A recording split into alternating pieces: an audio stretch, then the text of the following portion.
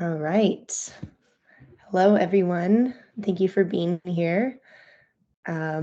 We'll probably start in about a minute or so, let some folks trickle in. Thank you all for being here. Our second event of Earth Week by Astrobites 2024. We're really excited to be hosting our third Earth Week annually. And our theme this year is, as students of nature, what can we learn from Indigenous science and teachings to support our stewardship of Earth in the climate crisis? So really looking at the intersection of not only astronomy and climate change, as our committee is focused on, but also thinking about bringing together Indigenous science and Western science. And that is what we are here to talk about today with Bridget. So I think we can go ahead and get started. Bridget, if you'd like to introduce yourself. Okay. So thank you for being here and thank you for having me, Wanishi Anishi. My name is Bridget Kimsey, in my language, Obsit Memekas, which I'll talk about in a moment, but because it really has helped recently for me to explain in a simple way the differences in lineages of sciences. But I'm a Delaware tribal member, the Delaware Tribe of Indians out of Bartlesville, Oklahoma and Kansas, also Irish and Scandinavian. So I'm trying to think, Tukwisak Teme, Wolf Clan, always important. Working on my opening, I go from being at Indigenous events. I was just at the Indigenous tribal, intertribal leader. I have it here because I knew I would butcher it and then I'd hear it from an elder. I'm just saying. All right, no, with all due respect. All right.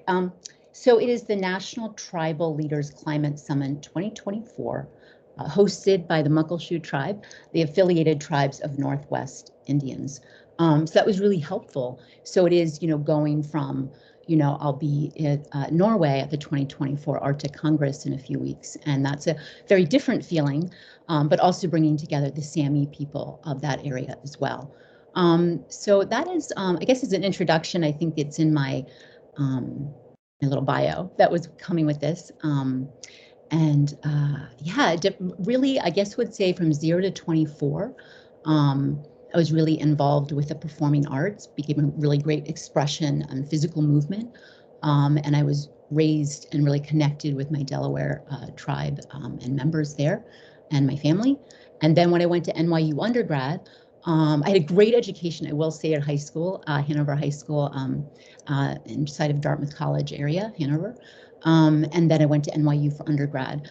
But while there at NYU, I was lucky enough to be taken in at the American Indian Community House and lived and worked there for 5 years. So I just want to give some good accuracy for my knowledge base. I don't consider myself an Indigenous scholar. There are people doing incredible work there. But I do think I bring in a unique perspective as an American Indian. I was raised as an American Indian. I do know Native American and Indigenous people, and I continue to work my way towards Indigenous deeper sciences and maybe Indigenous knowledge, if I'm so called, which I will talk about as well. But I'm trying to think. So, that those formative years had a huge impact on me. And Olivia, you can stop me at any point. I am always going to be a storyteller at heart, whether it's in the creative arts, the sciences, or in working with students at UVM, University of Vermont here. Yeah, it's definitely been a very interesting journey. I'm autistic, so that's also been added in here. So of my view of reality. And I've had my special interest in trying to understand reality starting at the age of 3. I'm pretty aware of that. And this, I don't know if I was already questioning, my dad was a scientist at Johns Hopkins in electron microscopes, and growing up in a way there and loving the lab or the hospital environments. And then going home where it's covered in deer skins everywhere and antlers, and I mean, it just was home. And then we would be in the woods, and that was, or we go to Oklahoma or we go to Montana. So, it was either modern science or it was just so it was so clear for me. I don't have that broader scholarship, but what's interesting is that when I was in bad shape. Let me be real honest. A lot of trauma growing up. Um, another time, epigenetic trauma has always, I think, when we think of nature and we think of how our climate, the relatives for us, for me, I can only speak for me, I guess, but they've been my biggest comfort when there's no one else there, or when I've lived overseas and no one is speaking the language, and it just been getting really close with going into a deeper way with rocks, a certain spot on the earth or a tree, just because of necessity, of friendship, of needing something, being in isolation. I digress. So let me get a drink of water. It's sort of a little early for me this time. Yeah, I love how encompassing. I do think that is how an intro should be, is thinking about how we got to where we are Yeah, and what yeah, formed us, and all of the parts of ourselves that make us whole people, rather than just these titles. yeah. And that brings me to my next question. You sort of brought it up with your special interest in understanding reality, and I'm wondering if you would connect that to my question, which is, what got you interested in science, and what does being a scientist mean to you? Well, yeah, thank you for that question. I think I've always been a scientist. I don't know how to not think in equations and physics and math, which I've struggled with, and I think I've been drawn um, to the creative arts. I loved the hard sciences a lot, but I didn't feel a way in as a female at the time. And I did not feel, I felt I was pushed more in a feminine direction because I am very, what might be considered in the United States, very typical of someone who's into a lot of makeup. And I do like things like that. Of course, I am very female, and but I'm also, so how did I get drawn into it? I think it was, I my in-depth exploration with dance, with ballet, with jazz, with modern, with character, with Spanish, with different indigenous forms of dance, and being part of that. I don't want to say at a superficial level, not involved deeply, because there's real knowledge and wisdom that goes deep, and that is not for any others to participate, even of other tribes. Okay. I always have to say that because I feel like this is getting lost in a lot of conversations, that it's okay. Where are we going to meet together? That's what I'm going to talk about today. But anyway, how did I become involved? It's just that, I just kept going deeper with the creative arts, and then that opened up to voice training, and then storytelling and drama, and Baltimore School for the Arts, and then professional work. And it got away from what I was interested in, which was a study. For me, whether this is a modern dominant culture that is very close to the bone as I watch them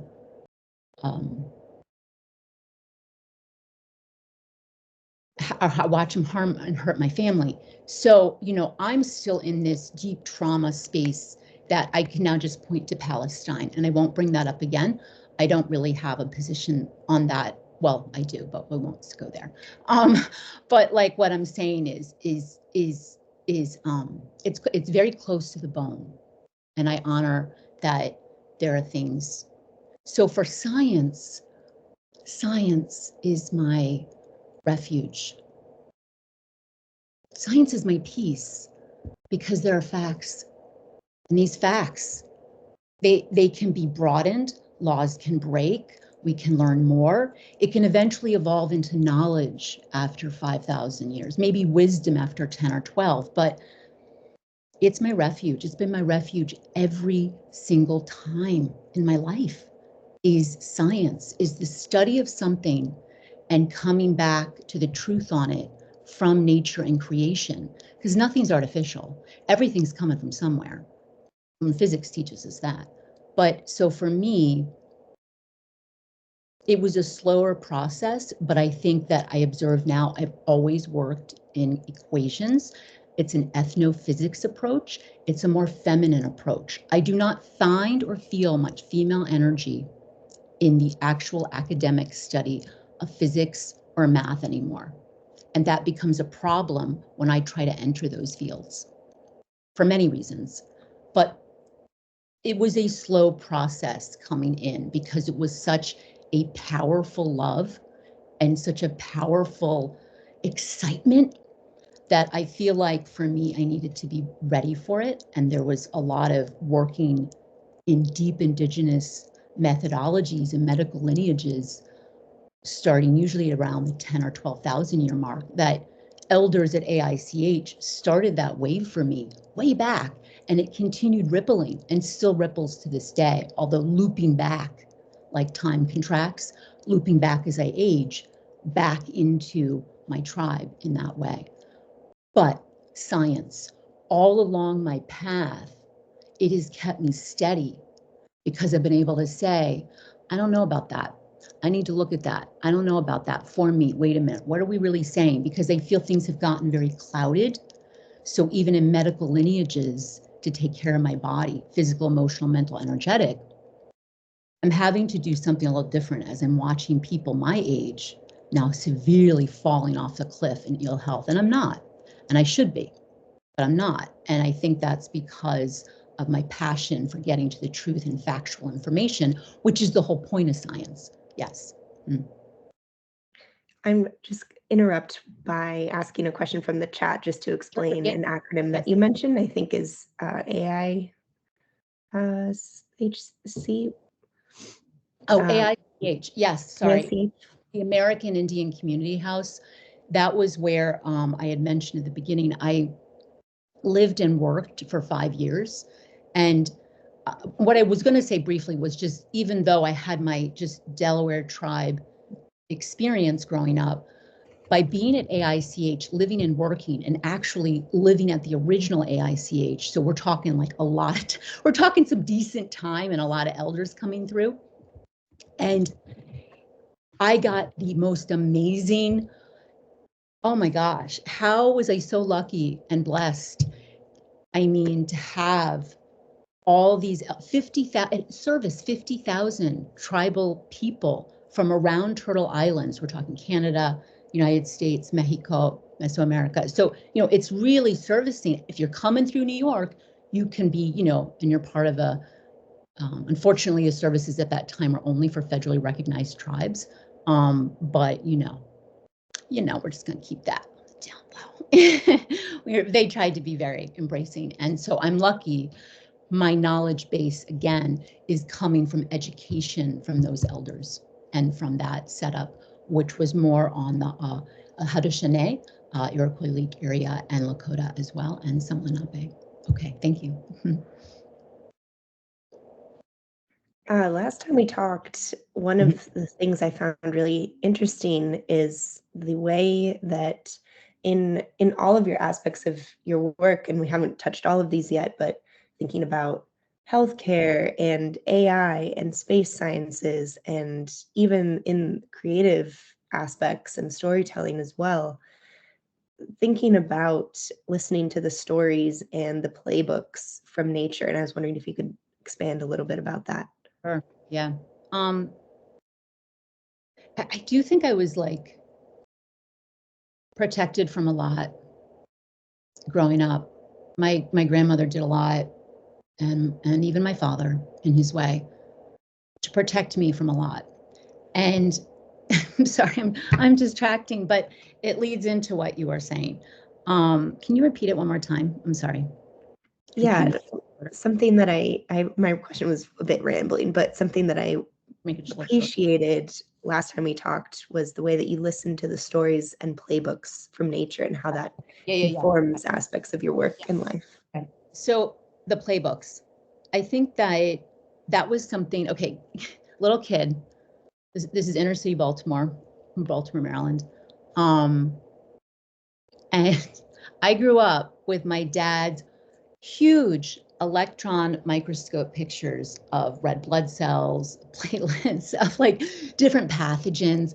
So I'm sitting there like staring at that, and staring at his, I couldn't understand, I still can't understand some of his work, but I could appreciate just what is going on in there, because I don't think electron microscopes at the time were really that widely utilized. So the images were still, this wasn't something you'd see every day. So in between the antlers, there are these incredible, but it really made me think, what is the story in there? And what's interesting, excuse me, everything I've done has led one right into another. All it's been, the whole thing has been an exploration in creation. That's it. That's all I'm doing.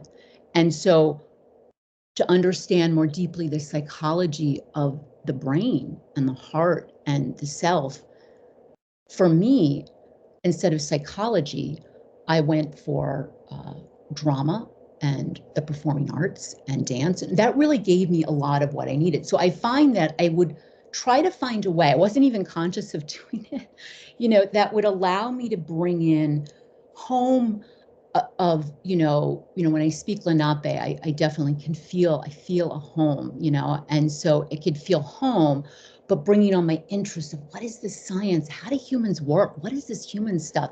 And that I was still focused on that by the time I got to AICH. And then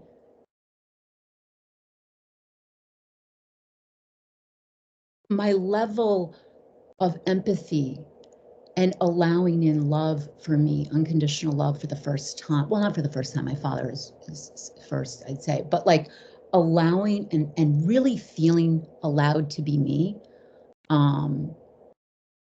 That just opened where I wanted to do what I was doing on stage. I wanted it to be real. So most people know that throughout global Indigenous and even modern history, that the arts are a healing mechanism. There's a lot of neuroscience, there's art therapy. We could go on in peer-reviewed papers. The playbook from nature is that, storytelling and creativity is healing. How, we could go on and on about the ecosystems and how they do their dance, or even the orbits and the solar systems, how they do their dance. And by having a dance moving through the body is extremely healing, no matter how we look at it. So everything I do is me interfacing with all of these playbooks in biology that are so much older than the human species. How do I compare, 300,000 years to something that is 4.6 billion years? Where we're going to go with that? Like, really? I mean, honestly, like, come on. Like, really? Like, it's just, I think my books, I understand they're thick and they're long, and I already have I've been working on my master's and PhD my PhD, and I just don't, but I will get there keep them moving. But honestly, I don't even, trying to figure out what the heck happened. And it's not just, oh, it's all like white, it's all just white people. It's not that. It happened everywhere. It's all over now. I don't mean all over. I just mean it's the whole human species, the whole Homo sapien, and everyone does have their own healing and stuff, individual, in their tribes, in their groups, in their communities, in their organizations, at the top, at the billionaires. Everyone's got their stuff to deal with. I get that. But where do we all go for guidance? Do we go to ourselves right now? Or do we do what older humans have done and looked at the playbooks in nature? The playbooks in nature have always been looked at scientifically. This is, I think, a misconcept, and I don't know where it came from or why it's being promoted. I also can only talk about my training, and I also can only talk about what I learned at AICH. So that's just my personal 24 years. I was told numerous times, if I am looking at something and I think I know about it, keep watching it, keep taking notes. If I'm, this goes now into starting to work with different healing modalities. But one of the first things I was taught is you never go with your gut. You never go with what you think, ever. You go with what you see repeating in nature on repeat. That's it. So I do not understand where, and when we get into knowledge, we're talking. Okay, so I finally was able to see it after being at this conference, and I've really been thinking about it because a knowledge bearer had pushed me on the AI thing, and I really wanted to take that to heart, no matter where it was coming from, because I have found, just in my experience, that the greatest truth you may need to hear might come in poison, and it's how to work with that poison to not poison yourself and to extract the truth. So you'll hear me talk often about things, and I'm often using somewhere along that biology to astrophysics on a modern language. Why do I not talk from the Lenape point of view, let's say? I can definitely get into looking at the engineering of different structures. I can definitely get into the sociology and complex structural system and the playbooks of how those are created from watching in nature, if that makes sense, and having however long. But what we get, so that's where Indigenous science and Western science meet for me. And I can talk more about that in a moment. But when we get into Indigenous knowledge, we're over here. And Western modern science is stuck. And they're having this conversation and they're fracturing, and I don't really know what's going to happen. And they're reaching for Indigenous knowledge, which has you can't take the Indigenous knowledge and put it in the modern Western dominant science. It just doesn't. You can, like in yoga, we see this, they have this conversation, long time, well, maybe not that long, 150, 200, they're still having it. What out of this 12, 15, 20,000 year knowledge base, wisdom now over here, through knowledge, as you're coming into the Ayurvedic science that we are willing and able to share, that will be able to be safe, well, hik bishun, good medicine, all right, able to create change and effectively help, can only meet modern Western science, modern Western Eastern dominant science, Indigenous science can only meet you there. So there's this fracturing I'm seeing happening all through the complex structural systems of the modern Western Eastern dominant structural systems, which I've seen, which are everywhere. And so, I think my study of the human animal for 30 years, and still in study, including of myself, but going really deep on a few older lineages and then combining that in ambulatory settings at 8 different hospitals, one of them being Mass General, just to give some concept, mostly the Northeast. It's not that different. It's just a matter, like I can work in Indigenous scientific ways on my patients with cystic fibrosis in an ambulatory modern Western world and have good rapport with the doctor. They know I'm going to stay within my scope. They call me an integrative healthcare practitioner. That seems to work. I'm able to do work that's effective and all is good. The problem for me and why I'm here today is that it starts to buffer into knowledge, and I don't like that not being seen at the table. And I think what is being seen at the table can only be understood and seen as Indigenous science. So if people bring Indigenous knowledge, it has to be somehow minimized or put down. It can't really be seen. And I don't think that's anyone's fault. I'm like, Obsit Mimeka says my name, like white butterfly. Like I'm good here, my little engine, but I don't, have the broadest reach, more like the little Richard, peacemaker. Or I try to.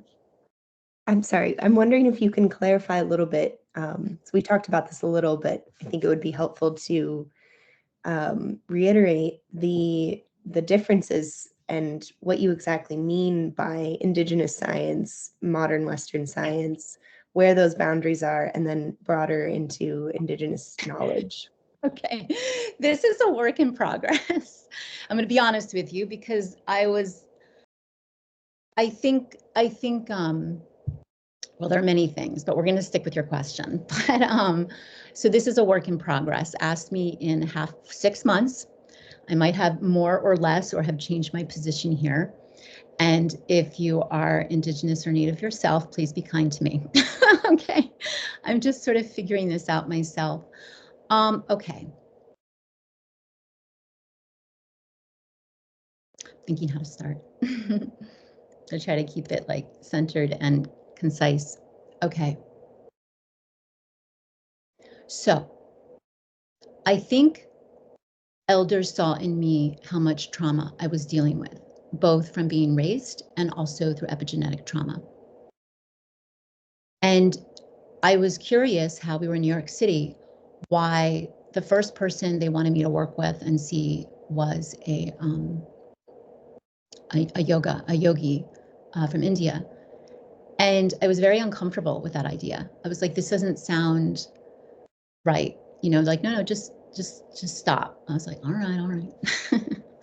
So I went in and I was very lucky that my journey with yoga has only been with very old and kind masters. And before it became what it is now in the US, I've really been able to understand more too, beginning to understand how they're keeping the science, the knowledge, and wisdom. I was just speaking in class last night. I was like, okay, here we are in hero's pose.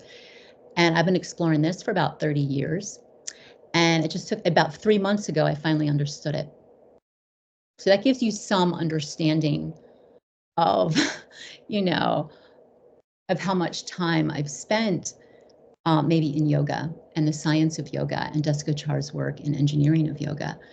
So I always feel embarrassed that I've gone to other cultures and Indigenous cultures or have been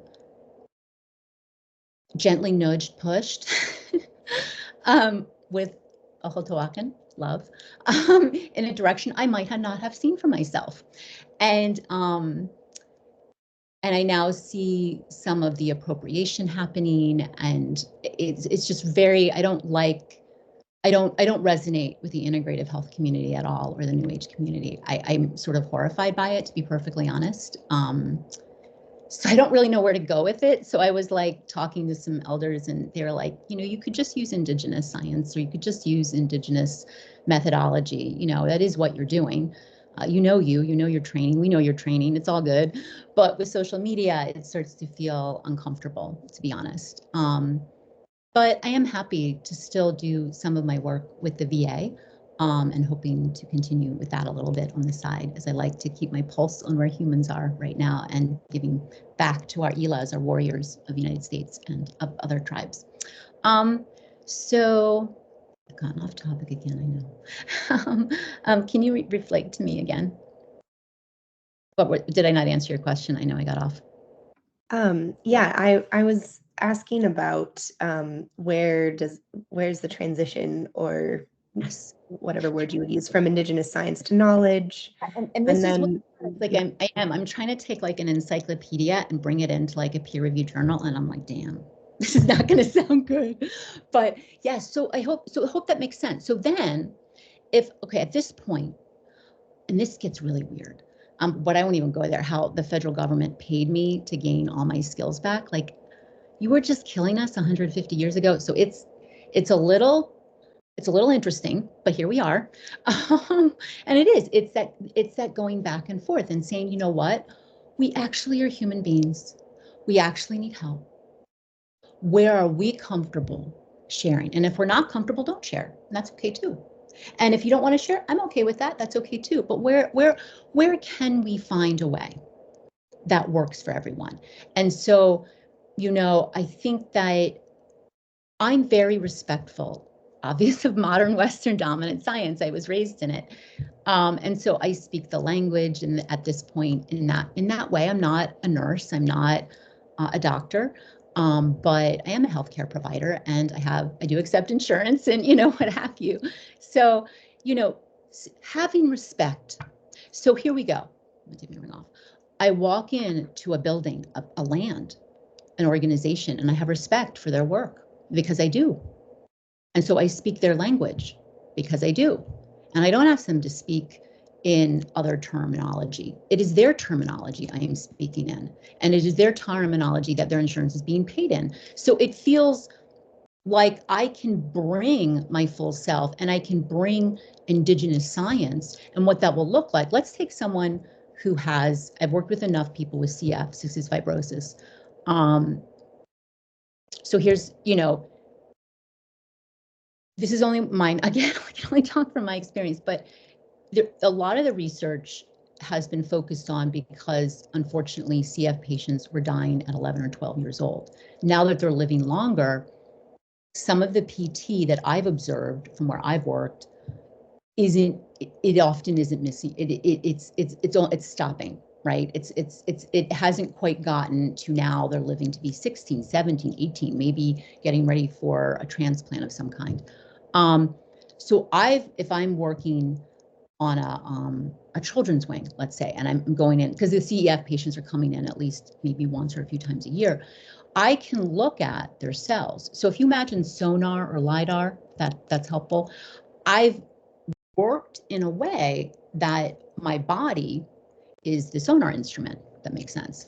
And so I don't need any special equipment ever. I'm just looking at it, and I can see it, and I can read the story. So if you go into everything's in motion, right? I'm always in a lot of motion, but everything's in motion. And so you have this friction, right? Right? It has a story. That's when you hear knowledge talking about consciousness. This is where modern Western Eastern dominant is on the cusp. What's happening there, right? What's actually going on? If you think of a quilt has layers, reality has layers. We all know it does. I mean, this is just quantum physics I'm talking about now. So I do find the best intersecting. We're here in Indigenous knowledge. You want to come and join us, keep going with the quantum physics and keep going with seeing other things break down in you and saying, oh shit, maybe, possibly, I built this and I want this. I want to go further with quantum physics. You want that so bad? Come back to basic tenets of what it means to be alive as a human being and part of Haki of Earth, not just on it, but you are Earth, you are stars, it's who you are. But I'm hoping that's what I'm hoping for, is maybe the interest and the love, the curiosity will have it break it down to get back to basics, to have a stool to stand on, to go further. Mm-hmm. I think that's a great point in thinking about, at least from my perspective as, I guess, a Western science practitioner and someone who was raised in Western dominant culture, one of the issues I see, let's bring it back to climate change now and the climate crisis and thinking about that. And what I really wanted to focus on today is thinking about the ways that we do science and practice science in the context of the climate crisis and what sort of teachings we can bring in order to be better stewards of the earth. And I think what you said is a great point. The way that I have been taught to do Western science is fairly extractive, trying to observe nature and extract resources from it. And that is the system that it's based in. And that is, as you said, not the case. It's not reality. The reality is this relationship. But just to use your word of this fracturing in Western science, Yeah. and maybe that's a launching point for you. And I also wanted to ask about, you mentioned a few climate summits, one previously and one in the future. If you could talk about this fracturing, the system of Western science, the extractive relation to nature components, thinking about how we do science in the climate crisis. Okay. You know, this is a hard one, because everyone who's really watching the data, you know, I've been freaking out about the data for about 3 years now.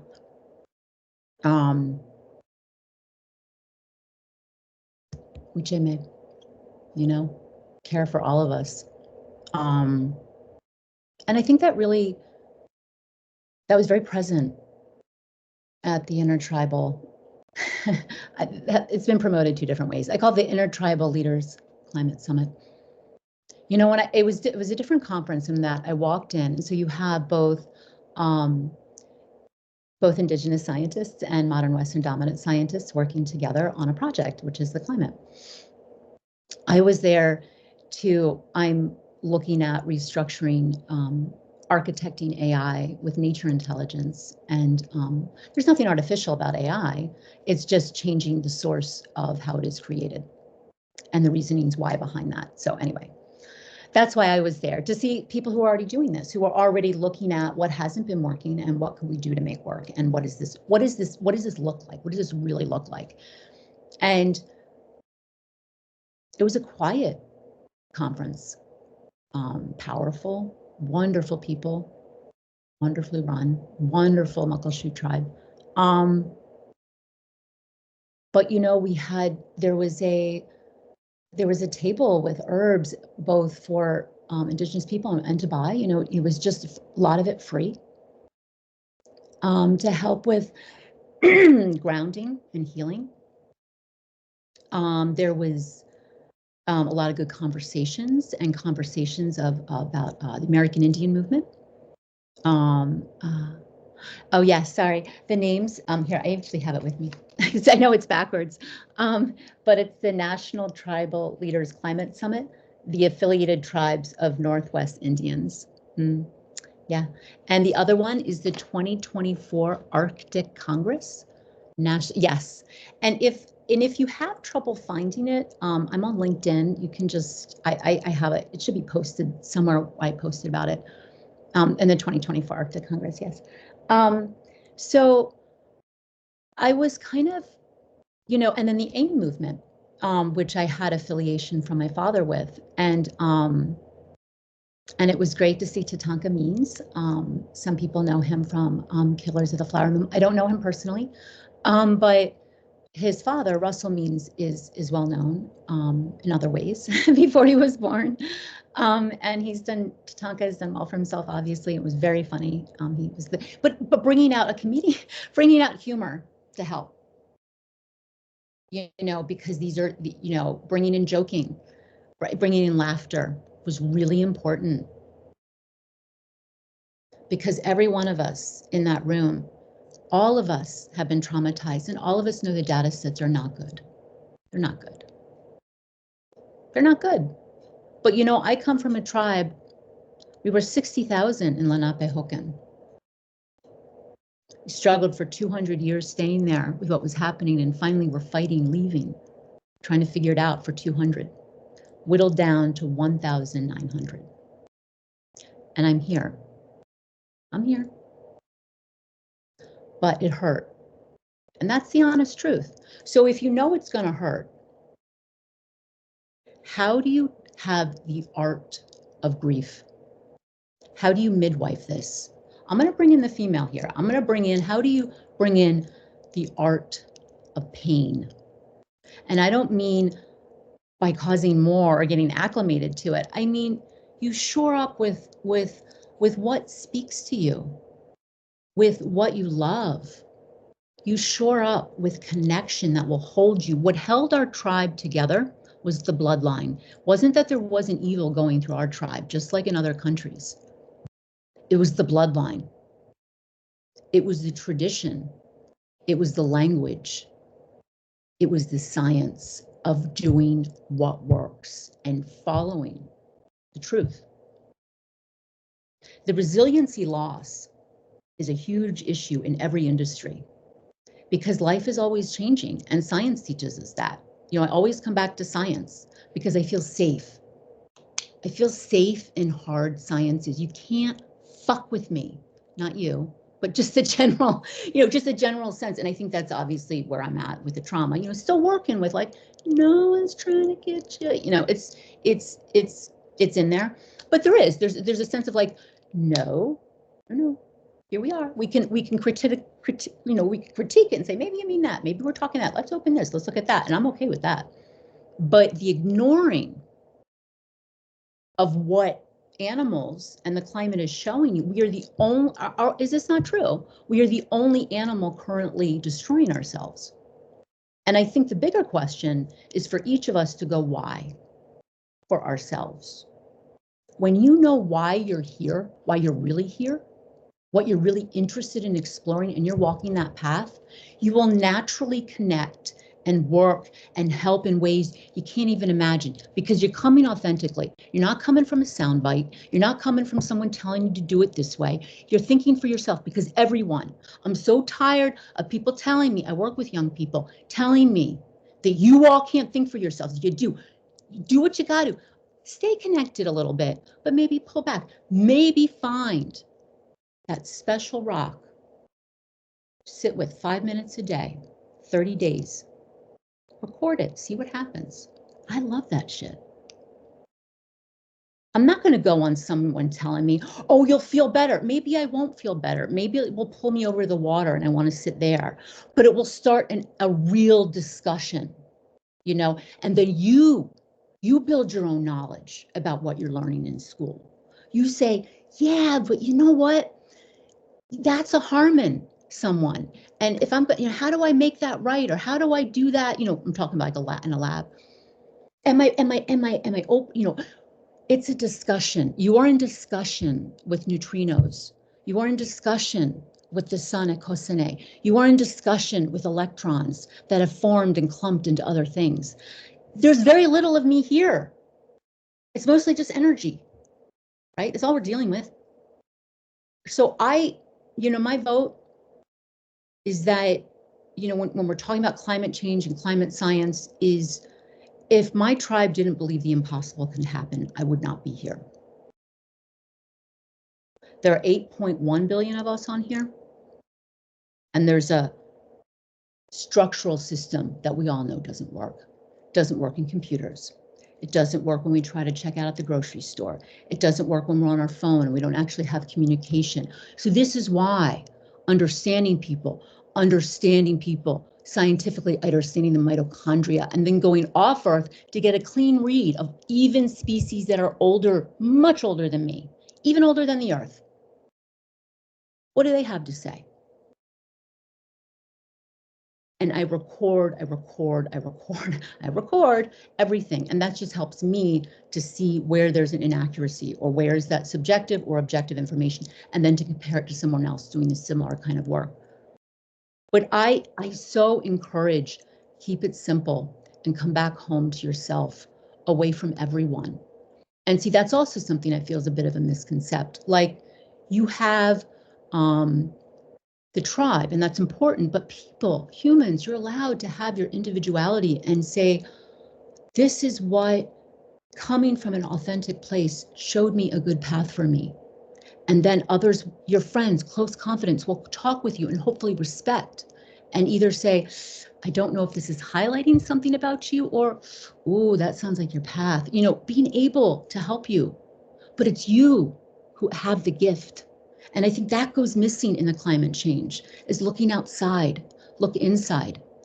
And I get tired also of the polarity. I think that's, Western, Indigenous. I'm American Indian, like, I'm working towards Indigenous, but like, I still have a colonial, I'm still doing that. I'm there, I'm right there with you. I have a little more push, but I'm right there with you. And elders that were kind were that's why I encourage, talk with kind Native people who also know to respect the lineage and not give more than they should. Yes. I want to take a pause and make sure that our audience knows that they can ask questions in the chat and the Q&A function. And then I also have another question for you. So feel free to use those at any time. We have about 15 minutes left of our discussion. And I was thinking as you were talking about this, thinking about your looking inward, thinking about your individual purpose and the concept of individual action.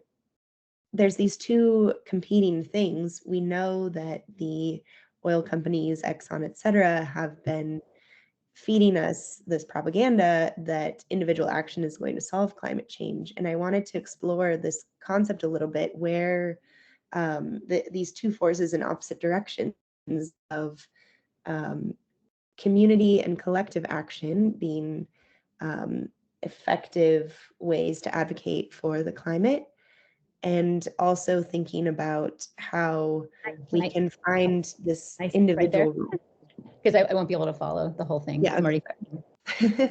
What I would first do is say, is Exxon a valued member of the community that is healing and helpful to all biological life forms? It's just yes or no. No, you asking the question. Yes. Okay. So if Exxon is not a healthy member of the community, is a toxic member of the community, is that correct? I just want to break it down, simple by simple. It helps me. Yeah, I would say so, in my opinion. Okay. Has anyone tried to work with Exxon? Like tried to talk with them, tried to show them what they were doing, held them accountable, showed them images of the travesty that they were doing to their Mother Earth?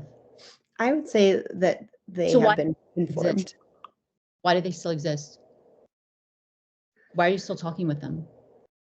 Why are they not on the, why are they still viable on the planet? Exactly. I break it down like that for me, because if I try to take it in all at once, my brain goes, woo. All right. So thank you for working with me on that. But it's true. I think it's as simple as that. Humans are very smart, very simple tenets we're talking here. And someone had mentioned, when do I go into Indigenous knowledge? It's not going to be comfortable, and it's not going to be something that, if I talked about things that even I've experienced, that would not feel comfortable to you, and that would make me feel bad about myself, and you might attack me. So I don't want to share that, if that makes sense. Or if I do, I share it in my books, and people can have their own opinion about it. But I don't encourage people to read my books if they're just going to be mean to me. They can ask questions for sure. But Indigenous knowledge feels like something other, and I haven't quite figured out how to talk about it. And I don't know that I should. Should astrology, sorry, we're getting off topic now. Should astrology be considered Indigenous science? Of course. The Mayans did incredible work. Holy crap. My God. They were able to what? Figure out where the stellar nebula was and that it was producing stars. And this is like an isolated Mesoamerica, like not even connect, like no one had visited them. There was no Arab, there was no other, history of astronomy. There was nothing going on. They just were like, ooh. And so, yes, absolutely. But I don't know that Indigenous astronomy might actually be part of, well, if we're looking at it from science, absolutely. If we're looking at it from a knowledge base, it's not going to work. And I was thinking about that today and posted on if people were interested in going towards Indigenous knowledge, how to do that. Yeah, what were you saying, Olivia? Did I answer that about Exxon? It's just, that's the thing. That's the thing. How do we make Exxon no longer a viable? How do we, as 8.1 billion people, make Exxon not viable? And sometimes you do have to work in the system, but it seems like even working the system doesn't work. The system is corrupt against Exxon because the US makes too much money, or so-and-so has a trade deal. So really, the problem is not humans. The problem is the complex structural system. And the problem is a very small handful of humans that now all have frickin' bunkers, a majority of them, and think they're gonna frickin' wait it out. Yeah, that was sort of my point, less about Exxon and more about this tension between individual responsibility and individual purpose. That's the difference. When I talk about an individual moving and figuring themselves out, they're coming from a community that has created something and helped them to create a healthiness. I don't believe, I could be wrong, I don't believe if someone was sick, what you are describing as a sickness would not be healthy for that individual or for nature or for the tribe if they went out on their own. That would be something that would need to stay in-house. So that would not work. And that's why I think it is important to have Indigenous people who can go between the aisles pretty well to say, no, that is not what I mean. You don't mean any, and I don't mean any, it's just trying to find that translation that is correct, if that makes sense. And again, these are things I'm still working through, and I'm always open to a graceful kind, critique about, like, have you thought about it this way? Have you looked at it that way? Because I'm always curious, But does that answer your question? Yeah, I think so. I was just thinking about this back and forth of how we can find our individual purpose, how we can stay engaged with Okay. advocacy, Yes, and yes, yes. also stay hopeful. Yep. So I was flying back, and if she sees this, I won't give her name. I won't even give her where she was going or any better story. But it's such a beautiful, I was sort of thinking about, like, how do I want to engage? And this young woman who was about 20 sat down next to me, and she was on her flight back home, and she was feeling bad. And she's like, I know I shouldn't. And then we got to talking because her phone had died and she needed a charger. I was like, okay, needs a little charge in a few ways. And she brought up that same question. She brought up that same question. And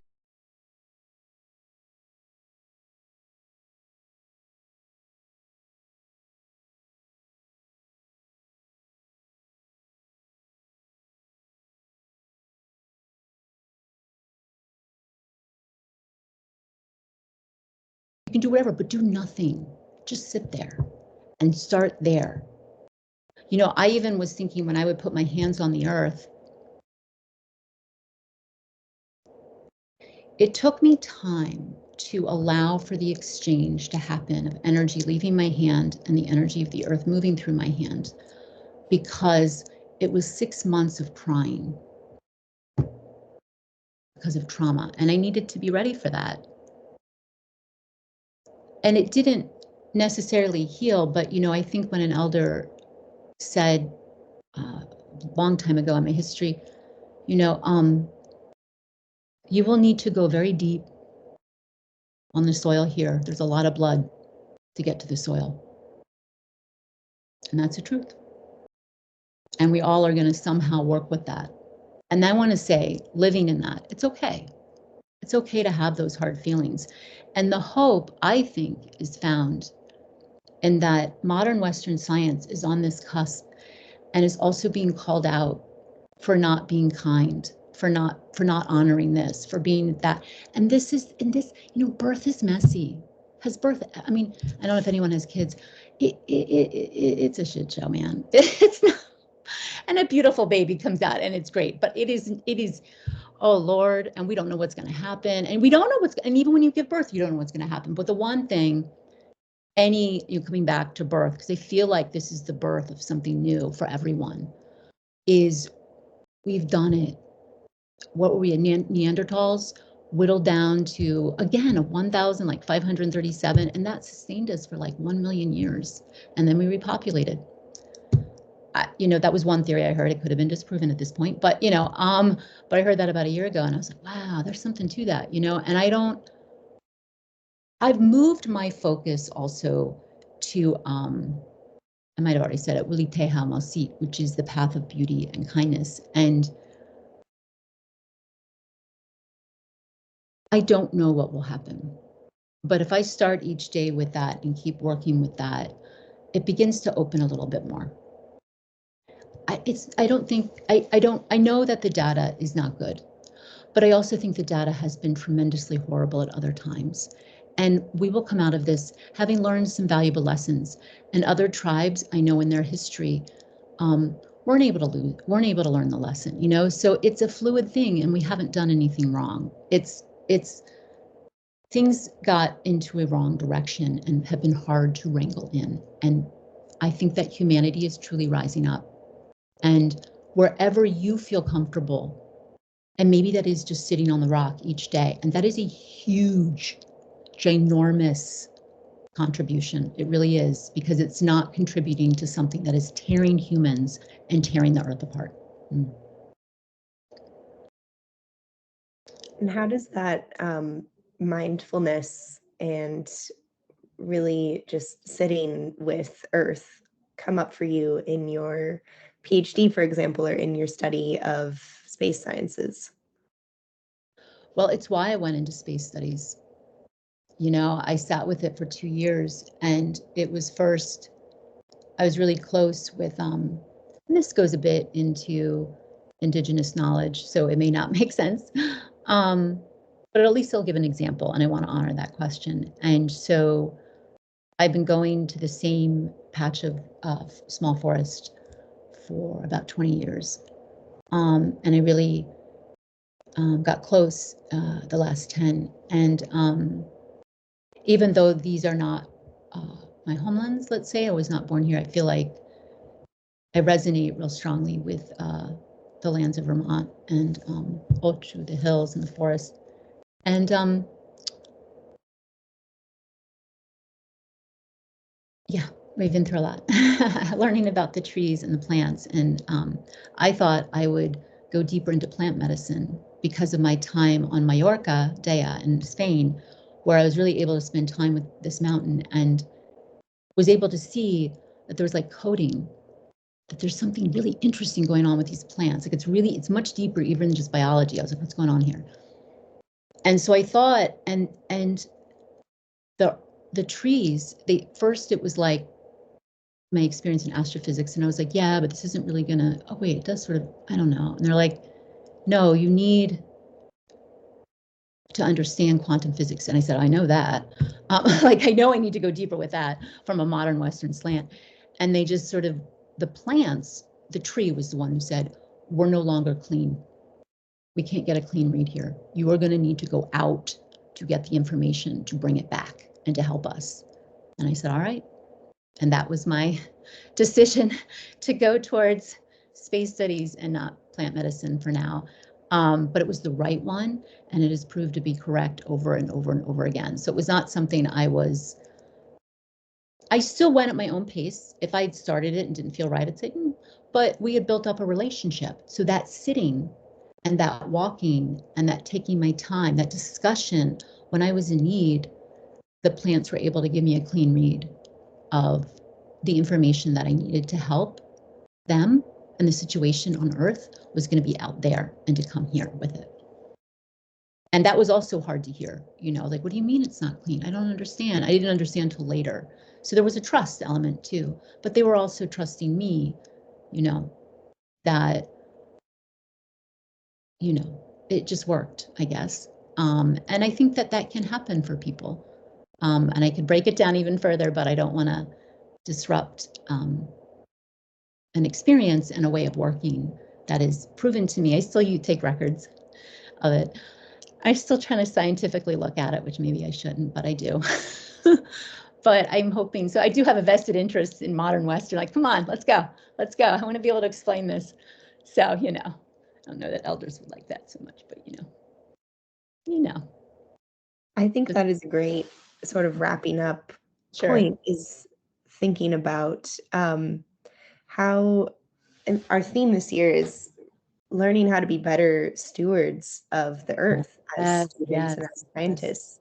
And I think this um, putting energy and attention into listening, really listening to nature and embodying being a student of nature and having this relationship with nature in both our life and work as scientists and educators, et cetera. I think that is a really important point, and the interconnectedness of all things. I think it's, it's so available, and it's okay that if you go out, there's resistance, make it 1 minute. And if you don't even understand why you're only making it 1 minute, that's okay. And it seeps in, and that won't be everyone's experience. Some people are naturally already at it where I'm not, but I did find that it made me look at myself even more deeply. And that was hard for me. It may not be hard for others. So I don't want to, but if it is hard, I've been through it, and it's okay. It works. It sort of flushes out, and you keep going. It's okay. Mhm.